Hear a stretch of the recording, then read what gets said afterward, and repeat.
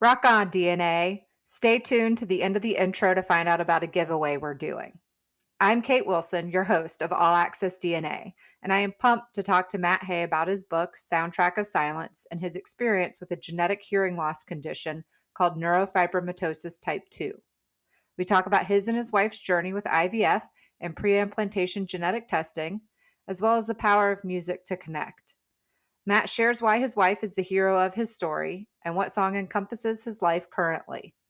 We are giving away one copy of Matt's book, Soundtrack of Silence, on our Instagram page. So go to All Access DNA on Instagram to find out how to enter. Let's get started.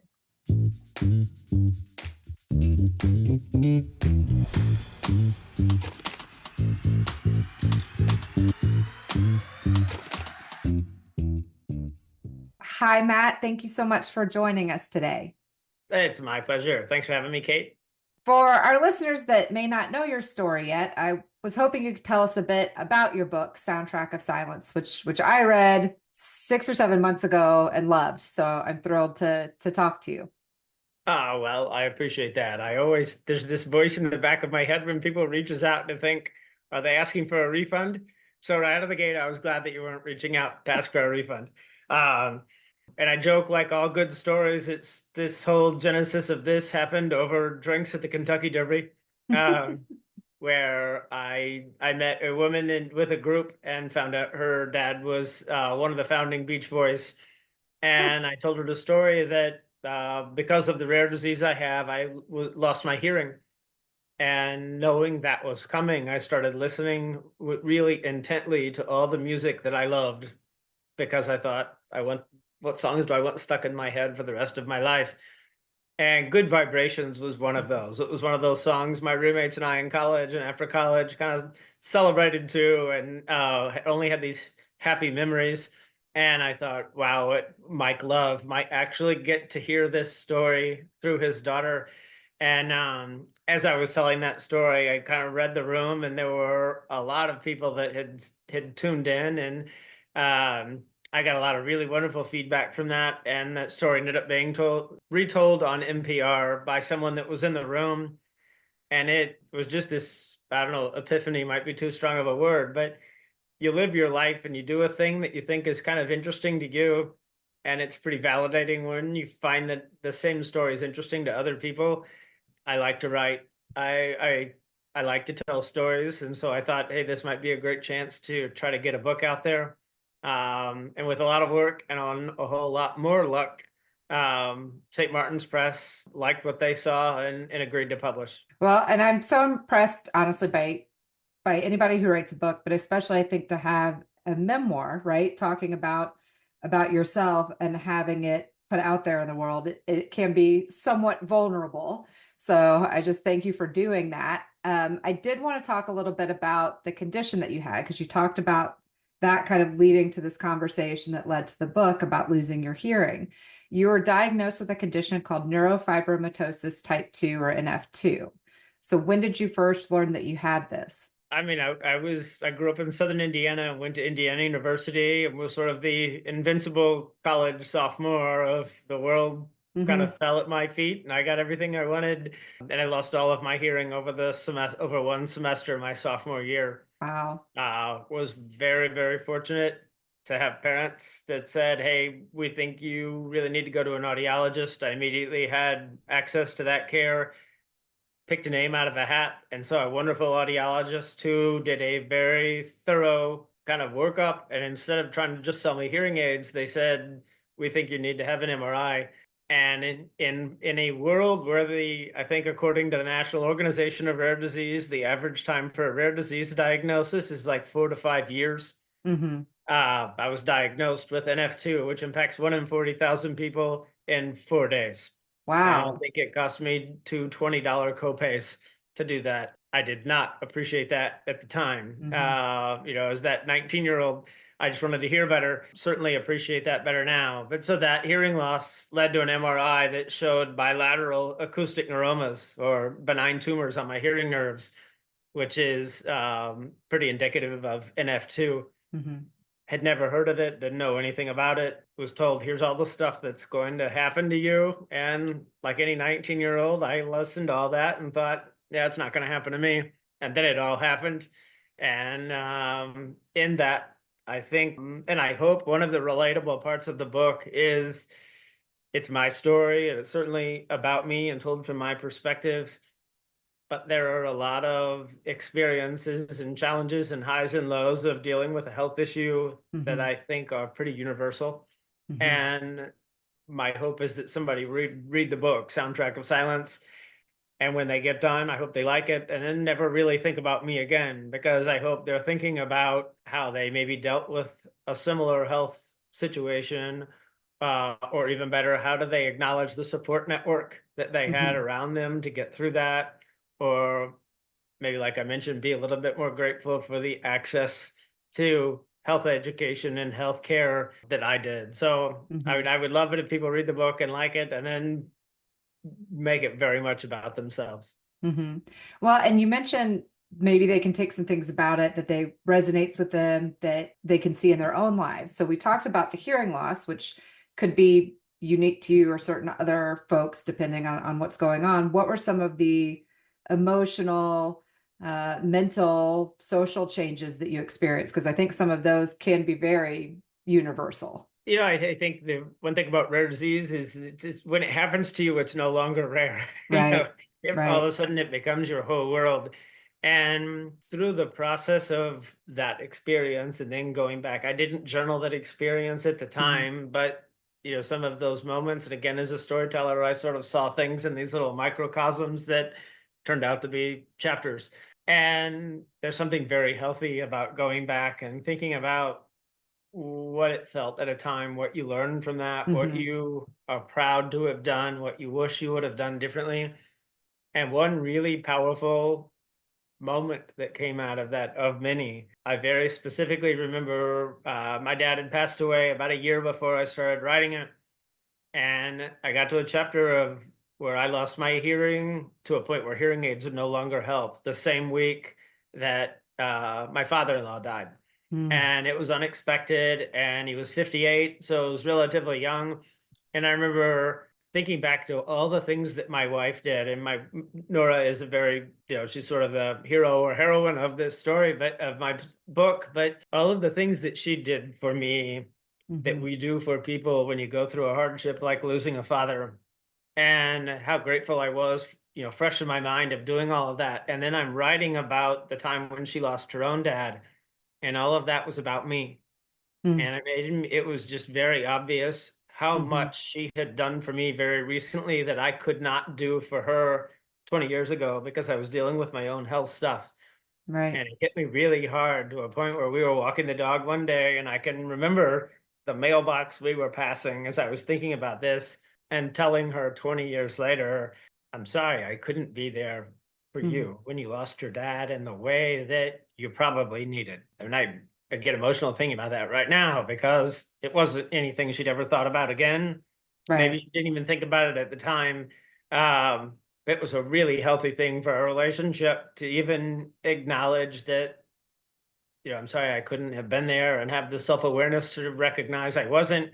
I Hmm. wish it had not taken 20 years, but you get little moments like that when you reflect in your life. And that was one that really stood out. And a collection of those has just made this a Hmm. really wonderful experience. I love that you tell that story because I think it is you're going through something, of course, right at that moment. And so of course it's hard to add on additional crisis life impacts. And I think your wife in reading the book, Nora, she sounds very much like a person where she's like, we're just going to keep putting one foot in front of the other. We're just going to get done what needs to get done. And like you said, wasn't really looking for it, but I think it is very impactful that you had that realization. And it's good that you shared that with her as well. Well, you kicked this off by talking about the vulnerability, and it was that one of the hardest parts about the book was I'm very comfortable sharing my story. I'm Yeah. very comfortable kind of ripping the Band-Aid off and saying, what you see is what you get. Just because I'm that way Hmm. doesn't mean everyone else in my life is that way. And when you write a book that includes those other people, there's a lot of presumption and that they are going to be okay with it. And I think even one of the very last things I wrote was the dedication. And it was just me recognizing that my comfort in sharing my story requires a lot of trust on their part. And I wrote, Hmm. I hope you don't mind. I put down in words how wonderful life is while you're in the world. But the I hope you don't mind part is key to that Yeah. because they didn't agree to do this. I mean, they kind of did. They didn't stop me. Right. Um, but it's also, and I think the way I think of it is if you and a significant other, and I think anybody could relate to this, if somebody you're in a relationship with, friend, family, loved one, and you have an argument about something, Hmm. and I were to ask you 5 minutes later, what did you argue Yeah. about? What was the outcome? Who started it? Who won? Right. Uh, I'd probably get two very, very different perspectives. Yes. And here I am writing about not just some silly argument about unloading the dishwasher. I'm talking about the decision to have kids and genetic testing to have kids. I'm talking about Hmm. these big life moments.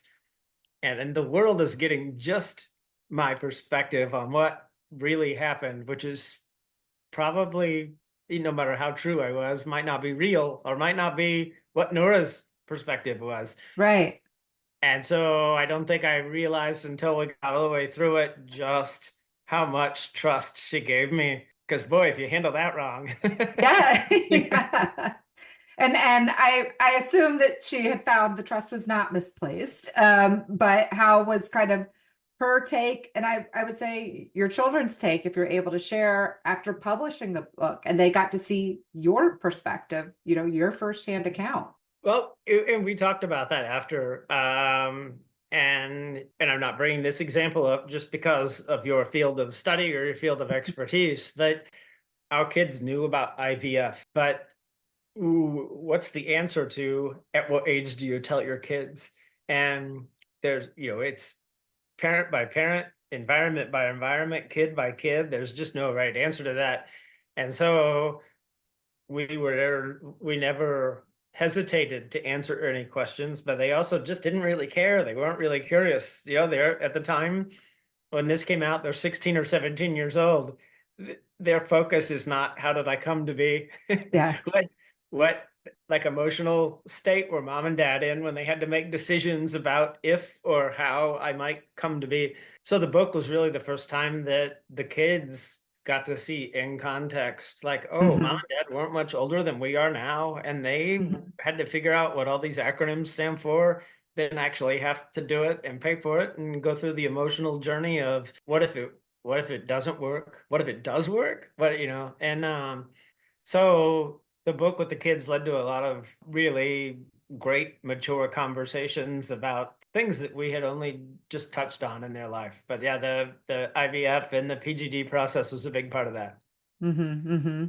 And I wonder, would you be willing to share some about the IVF and the PGD? So what kind of were your thoughts then? And what is it going through a process where you're kind of trying to say, okay, I'm trying to in a way keep my kids from having to go through some of the things that I went through. It was a lot. Yeah. And in fact, when I submitted the final manuscript, my editor, and it was almost like she knew exactly what bruises to push because some of the hard stuff I skipped over, Hmm. not because I wasn't willing to talk about, but my coping mechanism of getting through, 20 surgeries, brain surgery, spine Yeah. surgery, losing your hearing. My coping mechanism was to sort of focus on, what was the win here? What went on to the next thing, on to the next thing. So I didn't dwell. But sometimes to be really true, and I mean, the word authentic gets thrown around a lot, but to be really genuine about my story, you have to talk about the hard stuff too. And so it took me almost as long to write 6 hard sections as it did to write everything else because I didn't dwell on those things. And so one of them was the conversations between Nora and I about were we meant to have kids? Do we adopt? Do we go through a surrogate? And then even if you decide each one of those paths you choose opens up a whole new world of years of discussion and anxiety. And so when we learned about the IVF and PGD process, that was still very, very new. and was a biology major, and at one point had kind of an eye on a path in genetics. And so, again, how fortunate for Hmm. me, I just keep landing in places where I'm around people that are uniquely built to address the issues that we're facing. They took a tumor that they removed at the Hauser Institute in LA, sent it to Mass General in Boston because over faxes that my wife had exchanged with a woman doing research at Mass General, they said, yeah, Wow. we can map, that Wow. tumor splice. And then they sent that map to a location in Chicago, a clinic in Chicago where we lived, and it all felt very Star Trek. Yeah. And had we not had the means and the know-how and the Hmm. persistence to figure all of that out on our own, we wouldn't have even known that was an option. And I think Right. that was, I didn't realize it at the time, but I work in patient advocacy now, in Hmm. biopharma patient advocacy. And that was the one of those moments where I thought, who am I to know this stuff? Like, why do I deserve the Hmm. privilege of having access to all of this information or ability to get this information when there are tens of thousands of people who might also benefit from it, but they don't have the whole litany of things I did that allowed me to end up with two kids that were healthy. And Hmm. then we tried a second time. We have another kid. And and even looking back now, I remember thinking, oh, woe is me. We have to go through all of these steps to have kids. But now in hindsight, my wife and I tried to get pregnant twice ever, and we have three healthy children. Hmm. Like there was never a month that passed. There was never a trial that passed where we had to go through the experience of it didn't work. Right. So what felt like this like really heavy thing at the time, looking back now, no one's no one's ever had an easier path to three healthier kids. I mean, it was really hard for like a really short period of time. And even that was harder on Nora. I mean, I had very little to do with the process. And I think that put me on a path of advocacy and trying to think, how can I take what I have experienced and what I know and use that to make someone else's life a little bit easier. And that's why the book exists Hmm. is, I thought, going back to your point about the vulnerability, I also thought it felt pretty selfish. I mean, I'm a guy in my mid 40s writing a memoir. Like, come on. Um, but the turning point for me was when you hear people say, hey, I was going through something and this helped. Awesome. I mean, what better gift than that? Yeah. Because now I feel like the selfish part, not for me, but for you too, for anybody, if you have this expertise or this life experience that you could share freely, that you could just talk about on a podcast or in a book, and someone else can use that to make their life easier, the selfish thing isn't to do it, it's to not do it. And I think about that a lot when I have opportunities to do things like this. Hmm. Well, and I was going to ask, so you talked about some of the advocacy work that you've been doing. You mentioned some with biopharma. What is it that you are trying to accomplish with this advocacy work? What are certain areas or certain things that you are trying to either bring attention to or trying to improve on? I would argue that I have the best job in pharma because I work with some brilliant people on our medical team. I work with some incredibly driven people on our commercial team, and I can let them go do the work they're doing and then just find ways to support. And I do that by, and this is sort of my philosophy, is within a rare disease community, no matter how big we are or how many people you hire to support a medication, how can we possibly be as effective and help as many people if we don't have a really healthy, meaningful, functional relationship with patient advocacy groups that serve those rare disease communities and hear firsthand the voice of patients? And sometimes it's us hearing them, and sometimes it's finding them so that they can hear us. So my job is to elevate the work of advocacy groups and elevate the impact of patients.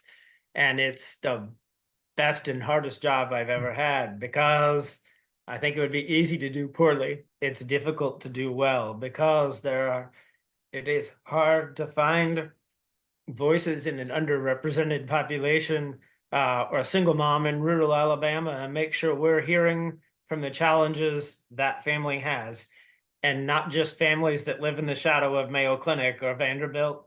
And what a gift to be for me to be given the responsibility of ensuring we are hearing the voice of every patient in the communities that we serve. I think advocacy is a lot less of a soft science than maybe people might assume when you really Mhm. start getting into the insights they can bring to us and then the health equity accessibility efforts we can take to Mhm. that community. Mhm. I love that. And I think that that's one of the key areas. I do find people think about advocacy and they think about raising funds, raising awareness, all of which is important. Having been on the diagnostic side and trying to bring in that voice of the patient, who are the people that actually need this? How are they getting this? And I think that's a big piece you bring up is that in terms of rare disease, because it is rare or at least uncommon, some of these folks, they're not going to be able to travel to large academic Yep. centers. They aren't able to make it there, where they might have the one world expert right in this space. And so I think that is so important to be able to not just think about the patients that are currently accessing those services or goods, but the ones that are not able to get there, and how do we also reach those patients as well? And I have, and I know this sounds like pandering, but any of my genetic counselor friends will tell you, no, Matt has said that to me too. It's such a unique role and job and responsibility because, and I used to say that because of all of the different facets of the work that you do and recognize that it's hard. The people that do this, that do the things you need to do to become a genetic counselor are pretty sharp folks. They could do a lot of things and they choose to do this. But the thing over time that I have come to understand is I can handle me. Like I Mm, know how I process stuff. I'm gonna be okay. Like hit me with your best shot. I'm gonna figure out a way. When I got married, we mentioned Nora. That was a little different because now I have to worry about somebody else. mm, But so far for 20 plus years, she's chosen, to stay a part of that. So she still has an active role in that. But the part where you guys come into play and your field comes into play when you start talking about my kids that yeah. I haven't met yet, kids that are exist only in theory and that we hope like don't mess with my kids. Yeah. And you guys get to be, you are quite literally the voice in the room when you're talking about that extension of, we're now talking about the care and health of your children and your family. And I can't control how they would respond to my passing along NF2 to one of them. And I'm mosaic, so I had it up to a 50% chance, but we didn't know what that would be. And I I I'm ideal okay with having NF2. I mean, they lack balance and facial function and smile and hearing and superficial nerve sensation, and I'm fine. I'm fine. I don't know how a son or daughter would have handled that. Hmm. And to put that on them is just a thought that I still can't fully process. And it was a genetic counselor that was in a room that said, let me help you with that. Mm. And you're a good person to me if you help me, but you're a wonderful person to me if you help my child. Mm-hmm. And there just are not a lot of counseling type or clinical type roles that get to be in the room when those kind of decisions are happening. And so I just have a lot of respect for your field because you guys are that voice in the room. Oh, well, thank you for saying that, and I appreciate that. I'm wondering then, talking about the passion that you have for your children and also this, access to equitable care. Do you have any thoughts about some of the things that have been going on recently in terms of like rare disease? I know they were delaying the rare disease day, and then they potentially may have gotten rid of it, and so there's been some challenges recently, in terms of those types of organizations and kind of what's going to happen given the current administration. I I would love to know what's going to happen. If I knew, Same. I would shout it from the mountaintops. I see all that and I process all of that, and I think there's never been a more important time to do the work that we do Hmm. because you're still getting up every day and doing the work that you do. I still get up and do the work that I do, and so it's never been more important to Hmm. continue doing that and continue doing it. And it should be hard. Every day should be harder than the day before because you learn a little bit more So now you Hmm. try a little bit harder. I hope my job never becomes easy because that means either it's not needed anymore or I'm not trying hard enough. And right now it's not easy. Mm-mm. So that just means there's more work to be done. Yeah. And I appreciate that answer as somebody who goes back and forth being like, am I doing what needs to be done? What do I do? Because you can't predict the future. So I think that's really all you can do is just continue to put one foot in front of the other and work hard and just It continue. is, and and this is maybe more philosophical, but there are, I feel like there are too many people that need help for me to Mm, waste any time being cynical.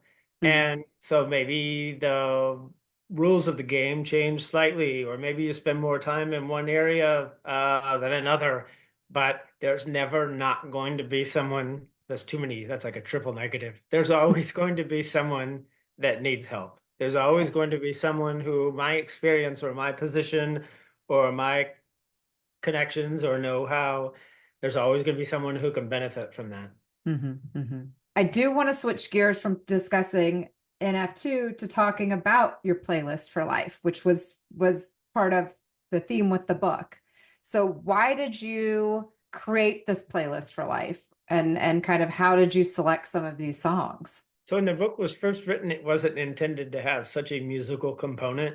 Okay. I thought I knew there would be some level of that because I was listening to music ahead of losing my hearing. And I thought that would be put a section of the book. I also like storytelling that sort of zigs where you expect it to zag. And I think the deaf guy listening to music is certainly like, oh, well, wait, tell me more. So I like that aspect, but I did not set out to weave music into every section. But as I started thinking about, do I have 280 pages of stuff to say or story to tell? And so I broke that down into sort of moments from elementary school, middle school, high school, college, dating, making money, living in the city, having kids. And when I look back on all of the stories, I could hear the song that was being played in the background of every one of those. I mean, when I met my wife before we were even dating, we were on the Florida bar on New Year's Eve, and I know Prince's 1999 was playing when I approached her. I know that when I failed my first hearing exam and trying to get into West Point, my dad and I were on the way to Fort Knox, Kentucky to get a military health exam. And Bob Dylan's Greatest Hits was one of the only albums that we could agree on. So we would play Bob Dylan and Simon and Garfunkel. And I hear Bob Dylan when I think about my dad and I driving to that. And so all of these really like genuine moments in my life that kind of a fork in a path of it one way or another, I could hear the song. And oftentimes the song was literally playing. It wasn't just this figurative, like, oh, this is sort of a Kenny Rogers or Johnny Cash moment. Um, and my dad was a storyteller too, so I think a lot of the music he listened to that I picked up on were songs and artists that told stories. So I think you see a theme of that in some of the music as well.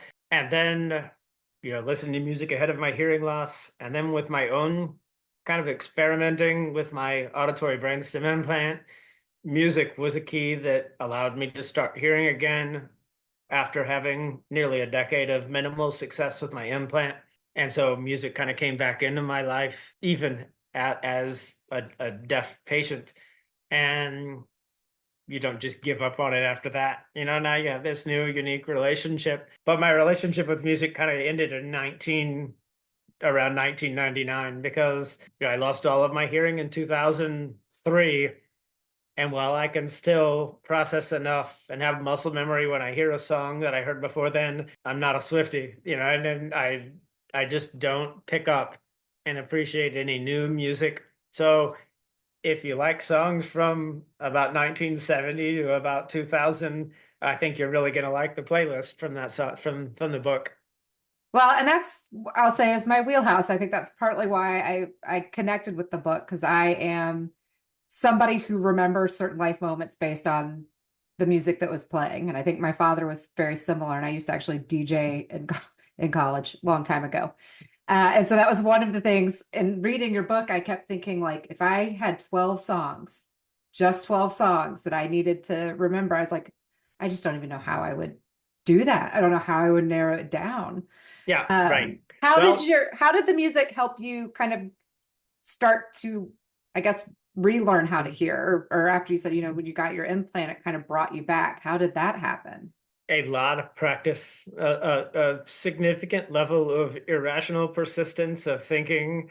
I have no idea if listening, I hear with 12 electrodes. I hear with 12 surgically implanted electrodes with the expectation of hearing life noises like oven timers. I just had this theory that if I have all of these songs stuck in my head, my brain knows what they sound like and they sound beautiful. I hear Paul McCartney on a keyboard. I hear choirs in the background. I hear all of that in my head.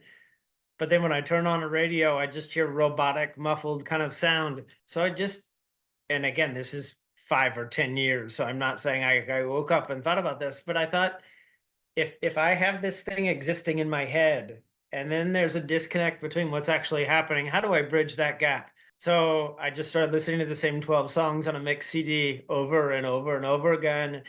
And I should have given up years before anything ever clicked. But I talk to my kids now on life decisions. You think about risk versus reward.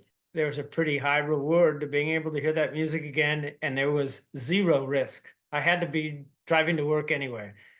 And one day, one note clicked. One day, one song clicked. And then within a year, I had 60 songs on a playlist that I could start to hear again. And it was almost like, the way I describe it is I had just been content to let my implant, my auditory brainstem implant, tell my brain how things sound. But after listening to song after song after song over and over and over, my brain started telling my implant, you're wrong. Like you think it's this muffled, sort of garbled noise, but it's not. It's bum, bum, bum. And after a while, my brain just started telling my implant the way things are supposed to sound. And I'm sure there's probably a more scientific way to explain that, and people are working on that now. But anyone with an implant will probably be told, your first couple of years are the most important. And I improved more in between my 17th and 18th year than I did between my first year and fifth year with an implant. And the only difference was very intentional focus on music and words. I'm somebody that loves making mixtapes constantly. I miss the days actually of mixtapes. So you mentioned you picked like the 12 songs to start with. I guess if you could say one of those songs sort of sums up where you're at this point in life, or maybe it's a different song than one of those 12, what song would it be and why? Oh man. Like if if you had to pick which of your children was your favorite, what would your children be and why? I I resonate so for a few reasons. Actually, probably the best answer I could give to that is Here Comes the Sun by the Beatles. And for a couple of reasons. One, so I'm a big Beatles fan, and also that was the music that I was introduced to in college and after college by my roommates. So it was the music I was listening to a lot ahead of losing my hearing.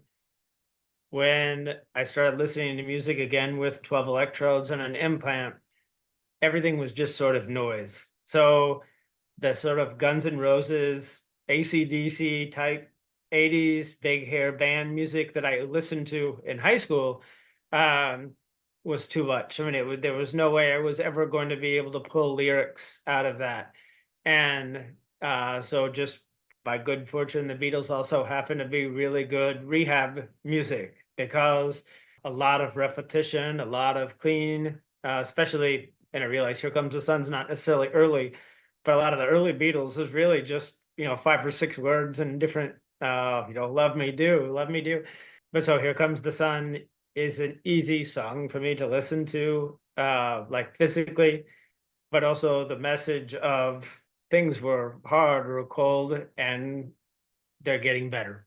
Right. And, I mentioned that a couple of times already that part of my coping mechanism was to kind of find that positive. So I do make an effort. I used to have to try really hard. Now it comes a little bit more natural, where it's probably annoying to people that are around me all the time, but I always try to find, like, even if that sun's not here yet, what are we looking for to say, well, here it comes. Here comes the positive, or here comes the bright spot, or here comes the thing we've been waiting for, or the payoff. And so um, that's a long answer, but there were a lot of reasons why I'm going to stick with that.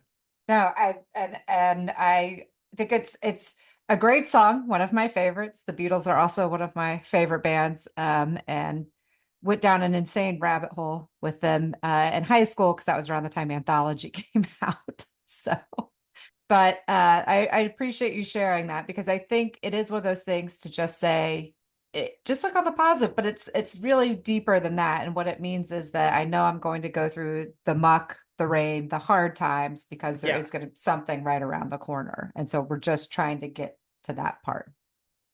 And I have now with Spotify where it will automatic based on what you listen to, it'll create a playlist, which I love. And I just spent 6 hours in the car yesterday driving my mom home from Easter, and you get these little nuggets of songs that you had forgotten about. Mhm. And every now and then a song will hit me, and I'm like, I forgot what a wonderful song this is, and I had forgot it even exists. And those are really special moments for me when Mhm. this song or experience or memory comes back into your life. And I'm 48 years old. And yesterday I was in a car and it felt like I heard a song again for the first time. Um, and it was Have You Ever Seen the Rain by Creedence Clearwater Revival.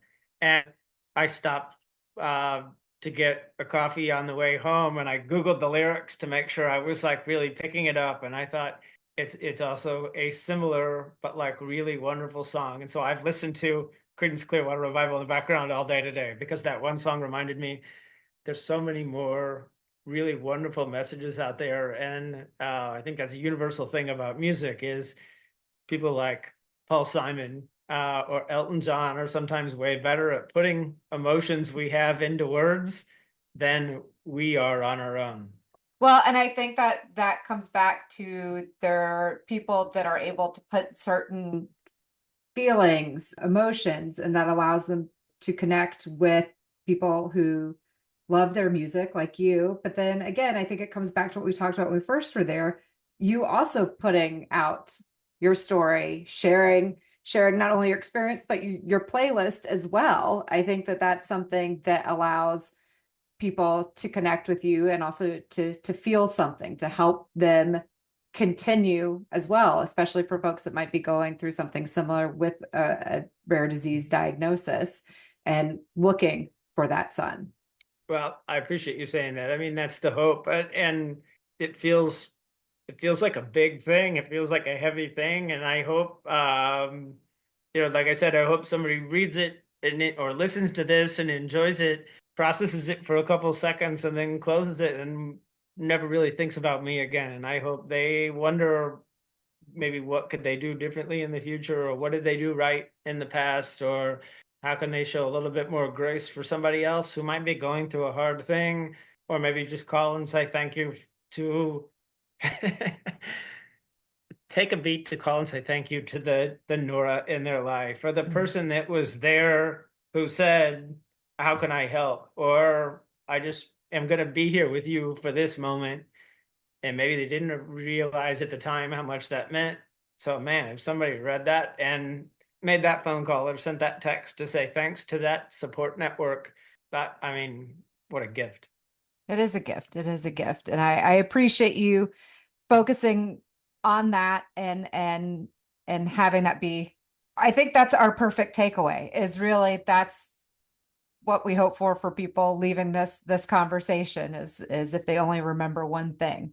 Well, Yeah. I appreciate you, I guess, shine a little light on it and giving me a chance. And, this means a little extra to me because you or your field, I will never be able to thank the work that you guys do enough because our twins are freshmen in college now, and Kate is a high school sophomore, and they're all thriving. And I'm Mhm. certainly biased, but I think they're pretty cool. And we have that because of the science and the effort and the expertise that you and your industry brought to Nora and I at a time where we didn't know where to turn. So can't ever thank you enough for that. Well, thank you. And it's good to hear about your kids and just I would say thank you for reminding those of us in science, really at the end of the day, what's it all about, which is the patients and their families. So thank you, Matt, so much for joining us today. It was my pleasure, Kate.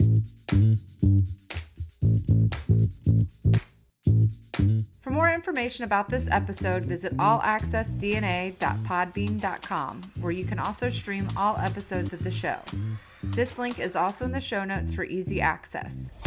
Any inquiries on the podcast can be sent to allaccessdna@gmail.com. Check out our Patreon at patreon.com/allaccessdna and consider donating to get bonus content, submit questions for our guests, and connect with other genetic curious individuals. Note that this podcast is for entertainment and education and is not intended to be a substitute for professional medical advice. Please consult your physician with any questions you may have regarding your health. Please rate and review the podcast on Apple, Spotify, or wherever you listen. This helps other people like you discover the show. All Access DNA is hosted, produced, and edited by Kate Wilson. The logo design is by Designs by NKJ. Thanks for listening and join us next time.